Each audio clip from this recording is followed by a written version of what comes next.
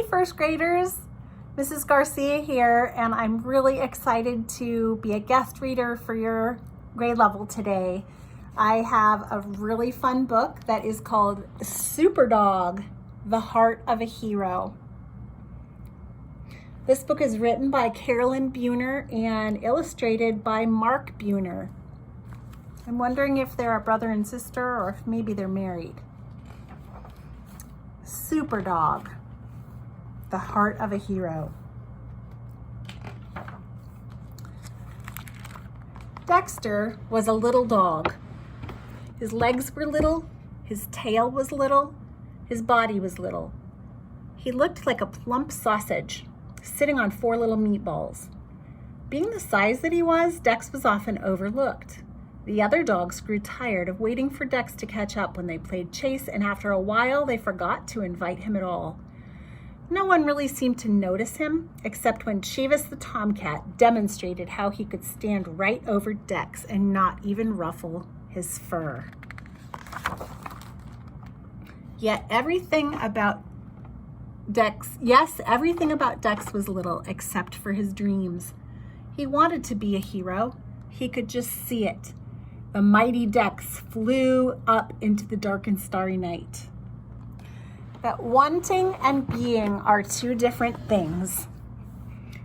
Dex lived on dreams until one day, after crawling out from under Clevis yet again, he decided there had to be more to life than gazing at the underside of a cat. There had to be more to him. If he could be a hero, he would. So Dex started training. He read every superhero comic book he could find. He watched every hero movie ever made, and he went to the library. Furiously, he studied, knowing everything depended on him. Dex figured that a hero must have strong muscles. He needed exercise, and lots of it. Dex started trotting to the corner and back every morning. He hopped over every crack in the sidewalk. He struggled to climb the garbage pile, up and over and down, and then over and down again. All day long he worked, day after day, even at bedtime. When he wanted to flop on the rug with his tongue hanging out, Dex forced himself to circle 5 extra times. The mighty Dex pressed on through wind and rain and storm and fatigue. When it got easier to run to the corner and back, Dex did it again and then again. Then he dragged a sock filled with sand as he ran, then 2 socks. When Clevis was bored and stood in the middle of the sidewalk to block his way, Dex dropped to the ground and slid right under him. He was too busy to be bothered by Clevis. Dex was tired and he was sore.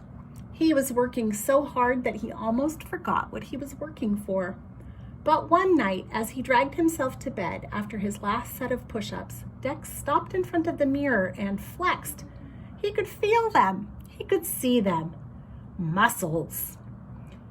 Now Dex didn't take the stairs, he skimmed them, and he leaped over hydrants. He vaulted up curbs. He could jump over the garbage mountain without touching the top. He could run like the wind. He felt as if his legs had springs. Faster than a rolling ball, stronger than the toughest rawhide, able to leap tall fences in a single bound. Only one thing was missing. Finally, a small brown package arrived. Dex ripped it open. His hero suit. It was shiny, with a shiny green cape, and it fit like a glove. Dex loved the way it felt, he loved the way it looked, and he loved the feeling he had when he put it on. He was ready. With the courage of a lion, the strength of a bear, and the heart of a hero. When Dex went out in his suit for the very first time, he looked up the street and down. He noticed a young pup trying to cross the street. Dex sprang into action. "May I help you?" he asked. He guided the wide-eyed pup across the street and grinned as the pup stared up at him with its mouth hanging open. The pup whispered, "Wow, it's Superdog." Superdog. Dex liked the sound of that. Of course, when Clevis saw Dex, he just had to comment, "Hey, Dex, where's the party?" And when he saw him a few days later, Clevis called out, "Look, everybody, it must be Halloween. Anybody got a treat for Dex?" Dex was so busy that he was able to ignore Clevis for the most part. The only time his face even got red was when Clevis yelled, "Where'd you get that dress up?" Dex had to wonder if Clevis saw anything but the suit. Didn't he understand that the suit was just a way to let people know he was there to help? The sun glinted off his emerald cape as Superdog raced to the rescue. There was a mouse saved from a sewer. A purse snatcher he tackled. He fixed his neighbor's sprinkler. He found a lost kitten, pulled a rat away from a live wire, tracked down a lost wallet, put out a trash fire, and organized a neighborhood cleanup day. It seemed that now, whenever anyone needed help, they turned to Dex, and Dex had never been happier. Late one evening, there was a banging at the door. When Dex answered, it seemed as if the whole neighborhood was yipping and yowling in a panic.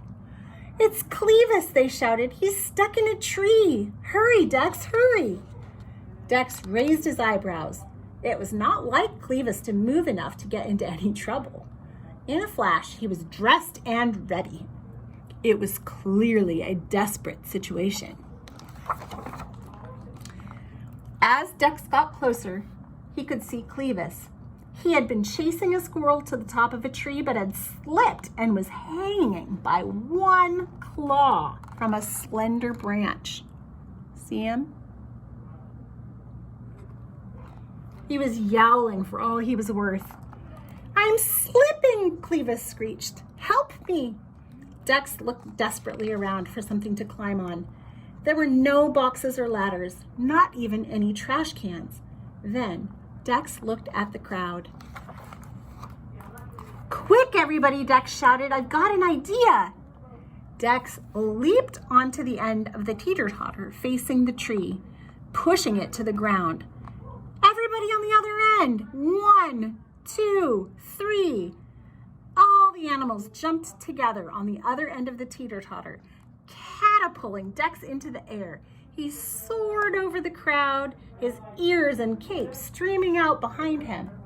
The mighty Dex flew up into the dark and starry night. Oh my goodness, he looks a little scared. Dex scrambled onto the branch next to Clevis. Quickly, he pulled off his cape and tied its 4 corners onto the screeching cat. "Jump!" Dex shouted. "Jump, Clevis!" With an ear-piercing shriek, Clevis let go. The billowing cape caught the air and parachuted the big cat to the ground. Dex backed up and slid to the ground amidst the cheers of the crowd. "Superdog! Superdog! Superdog!" Dex was bruised and tired, but he forgot his discomfort as Clevis sheepishly lumbered over and still tangled in the green cape. "Thanks, Dex. You really are a hero."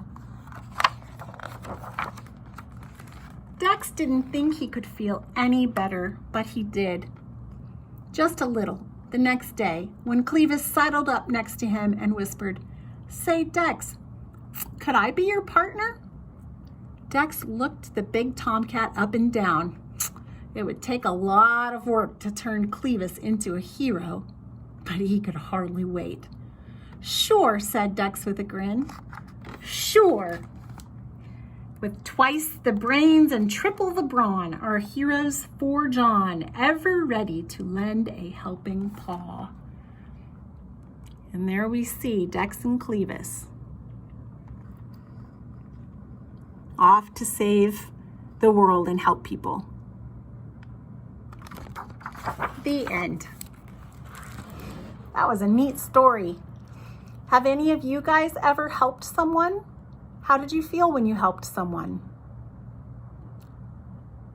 Thanks for letting me read to you guys today. Bye.